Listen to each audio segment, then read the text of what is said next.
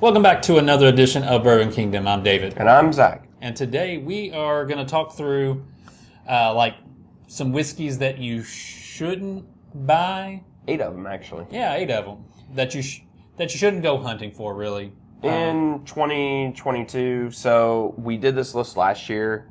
You all appreciate these kind of lists. Yeah. You all like to know what to not go after.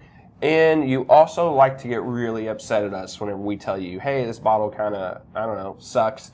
And you're like, no, it's not. Bourbon is like everything. Everybody's got an opinion about it. Everybody likes things that other people don't. But in general, these things are going to be things that you shouldn't go necessarily out hunting for. Now, some of them are, if you just happened upon them. Yeah, well, some of them. If you just happened upon it, pick it up. And then there are others that just flat out, the stuff that's in the bottle sucks. Like, it's not worth it. It's not good. Stay/run away. Stay away. Yeah, I think that's true. So, all right, let's talk about the first one.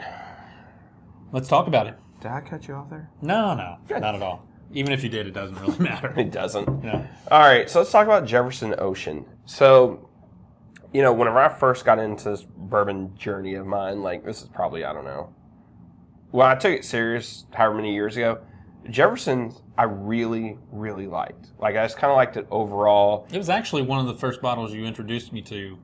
Probably. Just before I was a bourbon drinker. Probably. Now, when I got into bourbon, he pointed me into the old Yellowstone way. But yeah, that's true. Yeah. And so, but I think they were sourcing then. Now this is their own stuff. Also, the prices jumped dramatically. And then Jefferson's Ocean comes about, where they basically put barrels on a boat, put it all around the world, and now you get a nice little story. It's a beautiful story. And it's like a $60 to $80 story. That is not worth a $60 to $80 story. It reminds me of another. There's a few of them. Another one that always has a good story. It's escaping me right now. I can't remember which one we're talking about. One of your all-time favorites. But here's my point. These are, I don't want to say they're the biggest gimmicks of them all, but this is something that to me, I've had a couple cask strengths where I was like, they're fine. Yeah. But outside of that, they're just so expensive for what you're getting. And there's so much more. I mean, they are everywhere now. Like, they have to rent out a whole cargo ship. Yeah. So. And I like their Twin Oak, but that's just me. Like, it's fine. Again, I wouldn't pay what the price of that one is. Yeah. All right. Our next one is one of the prettier bottles that you'll come across. But if you see this anywhere, just stay away from it. This is, I think, a single barrel. I think it is one of the single barrels. Yeah. It doesn't matter what kind of barrel it is, small batch or rye. If you see the bottle that has St. Cloud on it, just kind of, and it's pricey.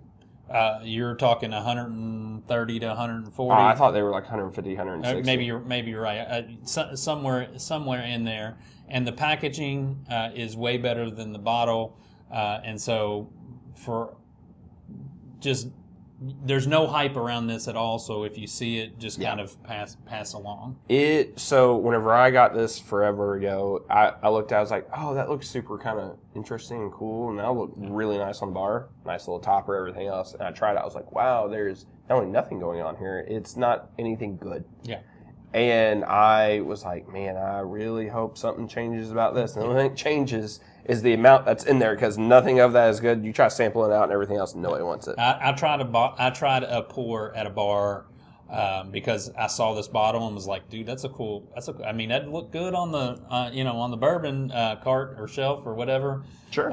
So I was like, but is the liquid worth it? And it really wasn't. So you just kind of stay clear of it. All right, and this one kind of pains me to have to talk about this, but the new Early Times Bottle and Bond. Now, you're looking at this. This is the old one. I have tried the new one. It is not. It is different, and it's not. It's definitely not my jam. We've talked before. We're not big 1792 Barton guys here. Now, we like some things they've came out with, like that they've sourced from, or other people have sourced from them. But that Early Times Bottle and Bond, it is so funky and different. And I'm like, I just assumed it was still going to be some of the old stocks. Yeah. And man, was I wrong, because it is just not the same. It's not the same value. This was actually one of the bottles that you all had requested enough whenever we did our best bottles under $30. Yeah. And you guys were like, where's early times? Where's early times? It's not on there for a reason, folks. It's not the same. And it's disappointing. And yeah, it is what it is. Yeah. Next, we're going to just take this distillery series as a whole.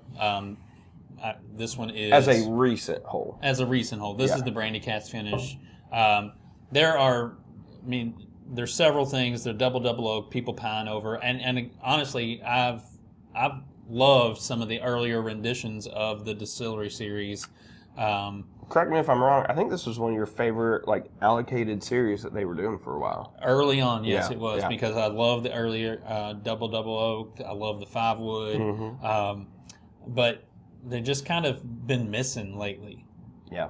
And what pains me is this is probably going to be good. Their next one I've heard is like a honey barrel finish. Sure. And because if you've been in bourbon, you know that the honey barrel train is like Dave found that train and he is riding full steam ahead. Actually, the entire way. Honestly, my favorite one is the Starlight, and I've not met any that are close to it.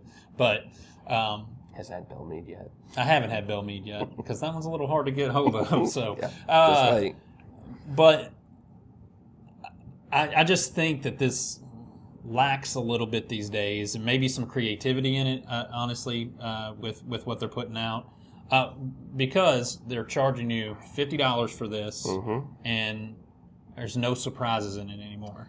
Well, to me, they had some really good ones for a while. Yeah. And now there's just been a lot of misses. Even this year's double oak. Yeah, it was just okay. It wasn't... Yeah. To me, I agree. It just wasn't that good.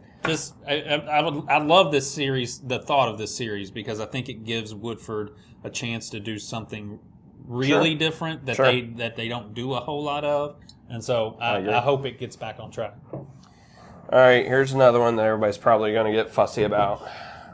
Rock Hill Farms. Now, let me say this about Rock Hill Farms: if you can find this at retail. Cue the laughing sounds. Ding, ding, ding. Yeah. That was a little long, a little creepy, but we're just going to ignore that. You can go ahead and get that, and that's fine. For a 100 proofer, that's fine. For what they're wanting on the secondary, $350, it's insane. It's not worth that. Yeah. And it is fine, but it's not nearly worth that. It's not nearly worth having to trade, in my opinion, probably better bottles for most of the time. Sure. Yes. It's not worth the headache of having to chase after it. It's just it's fine if you can get it. Yeah. But it's one of those that it's like, do you really want to spend $350, which is what they're commanding? But you let us know in the comments below if you think that. Hit that like, subscribe, and notifications and all that stuff, because I imagine out of this list, this is going to be the one that's the most talked about-ish. Yeah, probably so.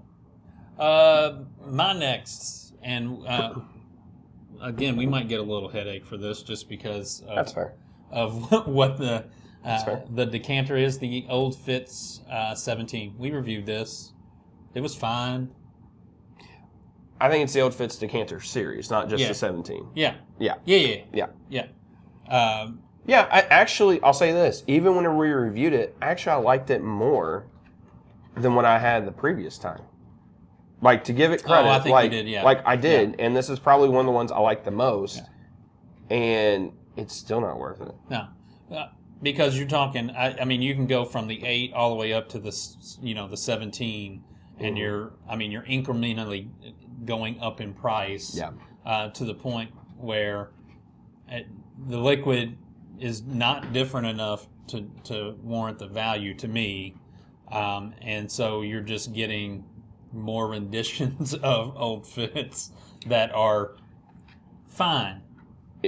It's a beautiful bottle. It looks fantastic. I mean, looks fantastic up on a shelf. It does. If I'm being honest, and I'll have that up on the shelf, and it look great. But it's not they're what, $750 on the secondary? $750 that is on the secondary. Nuts. There's so many other bottles out there that you can get for cheaper. You get barrel proof. Heck, a President's Choice. there are bottles out there you can just get that are way better. And I think there's way better Heaven Hill products out there for way better. Some of the older Parkers you can still get cheaper than that. And that, to me, that's the point. If it was cheaper, I mean, even retail for it's like $2 something. The barrel proofs are... Oh, yeah, no, 1,000%. And you can find those everywhere. So all day long. That's the problem with the old Fitz Decanters. Yes, and it is. I just don't think there's enough character in them to justify it. I agree. All right, so this, we debated on which one was going to be the last one. This is ultimately my last one that I don't think anybody should hunt for one flat-out reason. And we all have people in our lives that have done it. Willett pot still. I didn't realize how much they sold of this, but like the local spot I go to, they told me they sell more of this than anything else. And now I get a lot of that's out-of-towners and stuff, but people, I don't know what's going on here because I don't know anybody who actually likes it. It sets up terribly on a bar. It takes that little round spot there. It takes up a lot. It takes up a lot of weird space. The only thing that takes up as much space as this is a birthday bourbon. But that's okay. But that's a birthday bourbon. That's a birthday bourbon. No. It's okay. Most of the time, those are pretty dang good. Yes. This is some of the worst stuff that's, I think, out on the market today.